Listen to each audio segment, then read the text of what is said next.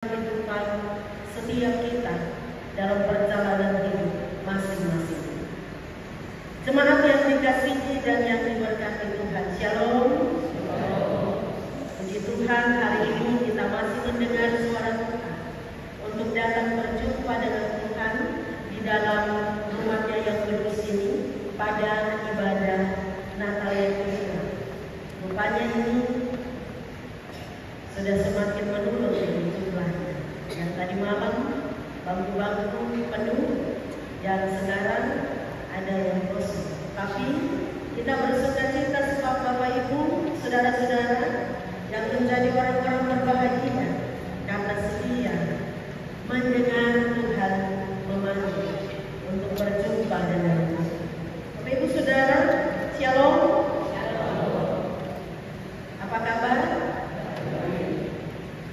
Ya, luar biasa. Tadi hujan, tapi kita tidak tidur dengan nyenyak karena hujan. Kita mau mendengar Tuhan, berjumpa dengan Tuhan di sini. Mari kita saling salam kiri kanan depan belakang. Selamat merayakan ibadah Tuhan.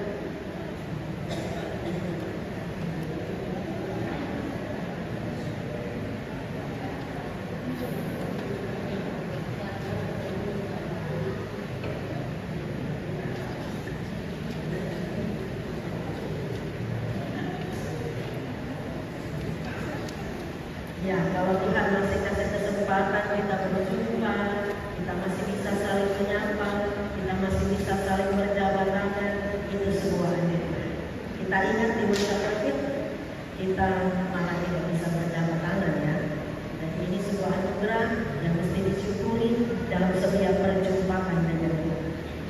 Bapak Ibu Saudara jemaat yang dikasihi dan yang diberkati Tuhan, kita mengaminkan bahwa rencana Tuhan pasti lebih baik, pasti lebih indah dari rencana kita manusia. Karena Tuhan itu tahu yang terbaik untuk kita. Karena Tuhan itu yang pegang kendali atas hidup kita.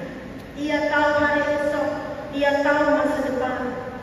Jadi kita mesti berserah kepada Tuhan.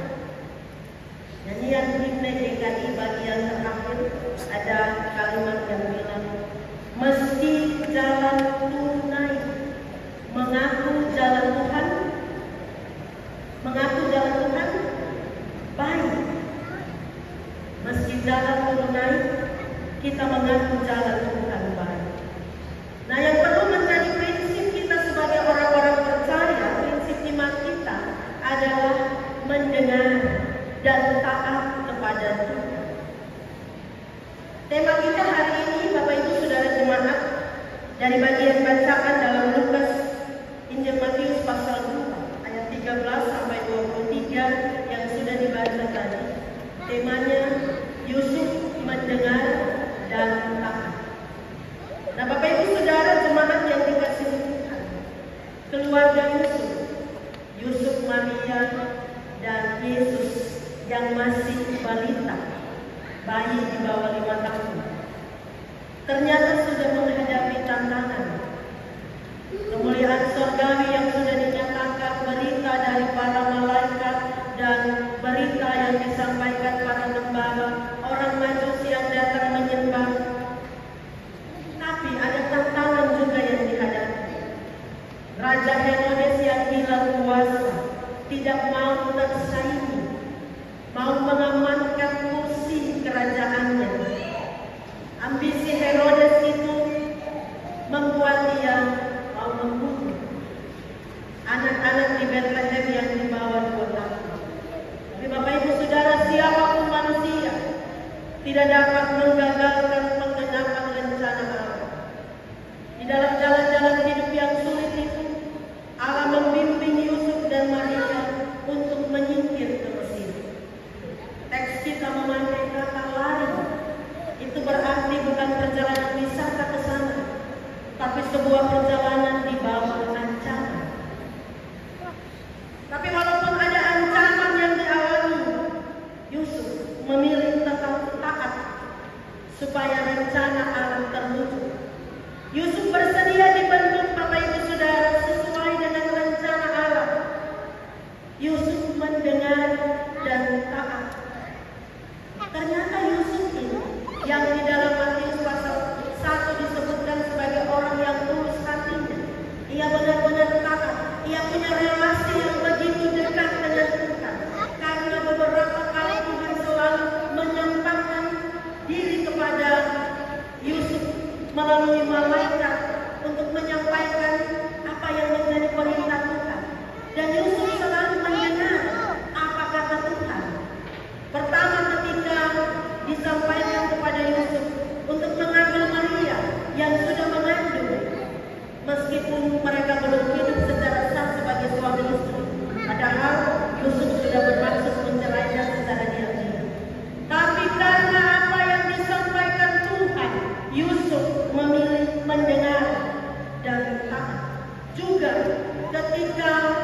penyampaian Tuhan bahwa Yusuf harus membawa Maria dan Yesus untuk menyingkir ke Mesir.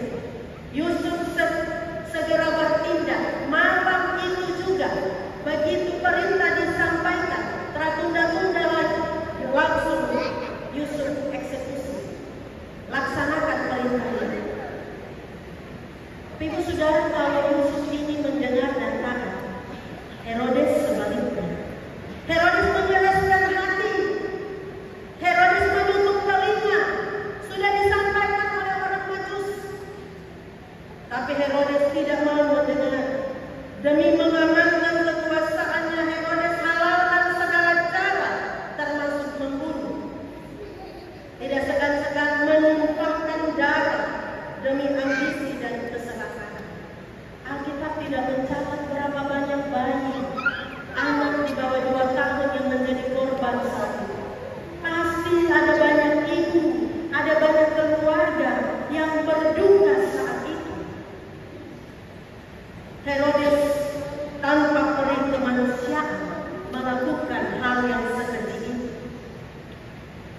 Tapi atas Maria, Yusuf dan Yesus, Tuhan memelihara mereka. Rencana Allah digenapi atas mereka. Mereka aman di Mesir ketika peristiwa pembunuhan itu terjadi di Bethlehem. Mesir itu di luar wilayah kekuasaannya Herodes, jadi dia tidak bisa sampai di sana. Manusia sehebat apapun Bapak Ibu Saudara punya batas kekuasaan, punya batas kekuatan.